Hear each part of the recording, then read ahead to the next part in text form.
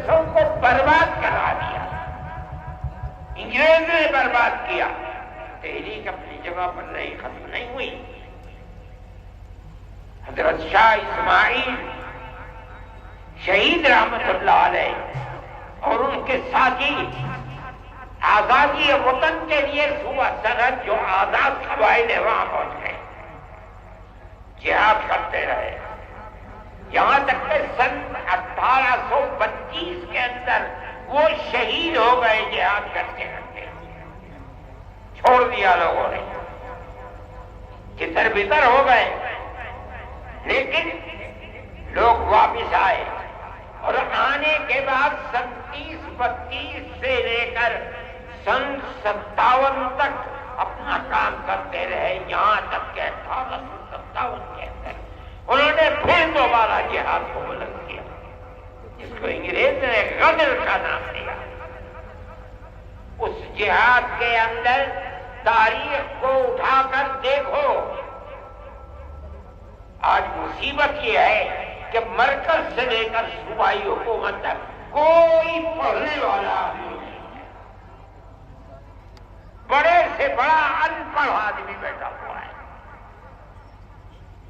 سن 1857 کے اندر جہاد کے اندر صرف دلی میں روشن مستقبل، روح روشن مستقبل، ان کتابوں کو اٹھا کر دیکھو، صرف دلی کے اندر 32,000 علماء کا قتل ہوا ہے۔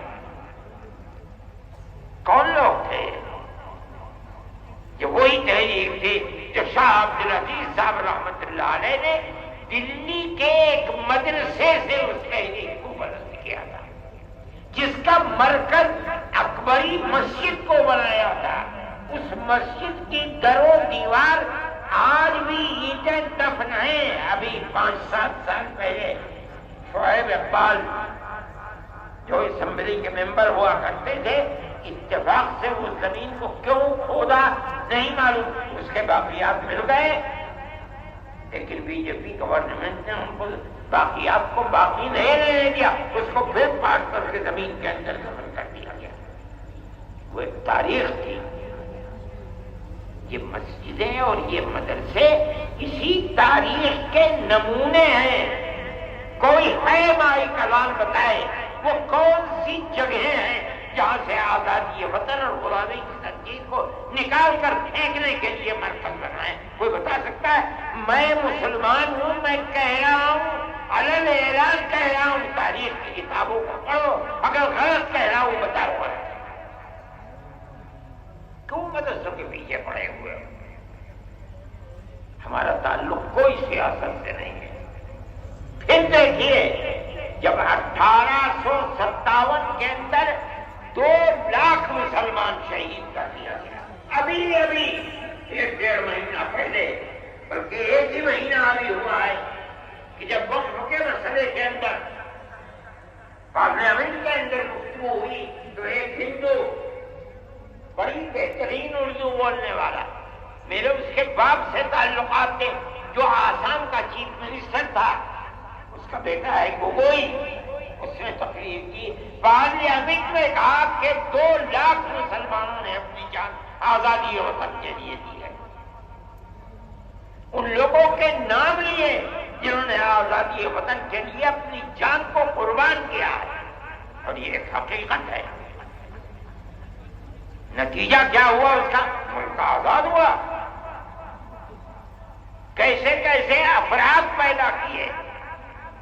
دارالعلوم کی بنیاد اسی پر بنی ہے۔ جب 1857 میں خدا کی قدرت آزادی وطن کے لیے جو لوگ کھڑے ہوئے تھے انگریز کے خلاف، ان کے حق میں فیصلہ اللہ کا نہیں تھا، ناکام ہو گئے۔ بچے گھروں کے اندر باپ شہید کر دیا گیا، کوئی نام لینے والا نہیں ہے، گھر میں کچھ نہیں ہے، بچے بھیک مانگنے کے لیے باہر ہیں، ماں اپنی عزت کو بچائے ہوئے گھر کے اندر بیٹھی ہوئی ہے۔ چرچ کے لوگ نکل رہے ہیں، ان بچوں کا ہاتھ پکڑ رہے ہیں، ہمیں دو بچے کو، ہم اسے مفت پڑھائیں گے، مفت نکھائیں گے، مفت کپڑے دیں گے پہننے کے لیے، پڑھا کر کے ملازمت دیں گے کہ اپنے پیٹ کو بھی پال